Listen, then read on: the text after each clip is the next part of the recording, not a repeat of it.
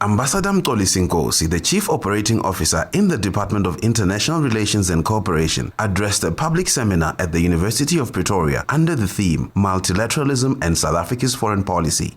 The public seminar, hosted by the university's Department of Political Sciences and the Center for Study of Governance Innovation, provided an opportunity for students, think tanks, the diplomatic corps, and the media to interact with Ambassador Nkosi regarding South Africa's relations with international and regional organizations. South Africa's foreign policy can be situated within the theoretical framework of internationalism, which advocates for greater political and economic cooperation among nations and peoples of the world.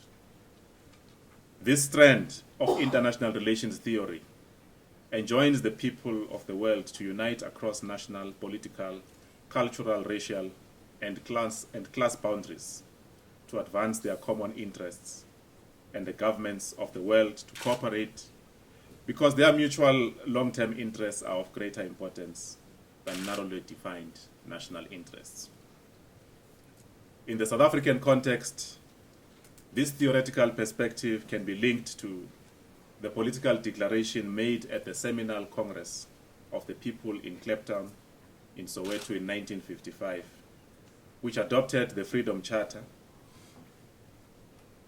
Under the rubric, "There shall be peace and friendship," the Freedom Charter declares, and I quote, "South Africa shall strive to maintain world peace and the settlement of international disputes by negotiation and not war."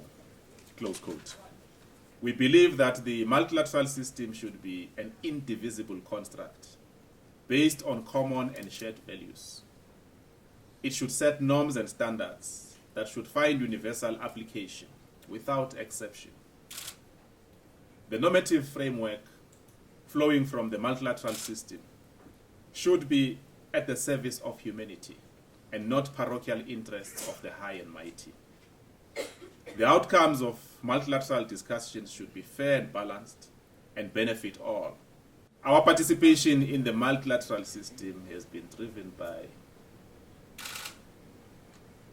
our agency to transform the system so that the system can serve humanity.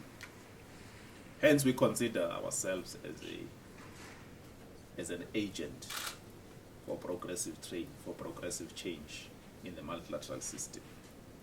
The promotion of peace and security, firstly in our region, in the continent, and by extension in the world, remains a major preoccupation of our multilateral diplomacy.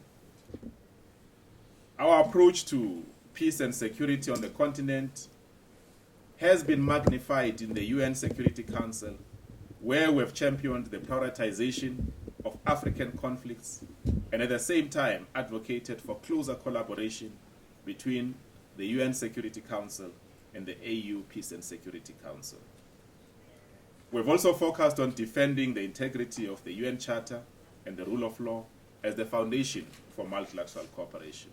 Multilateralism is particularly important today because of increased global and regional economic interdependence, the emergence of new transnational challenges, major systemic changes affecting the global distribution of power, domestic change and democratization, and the expansion of global civil society.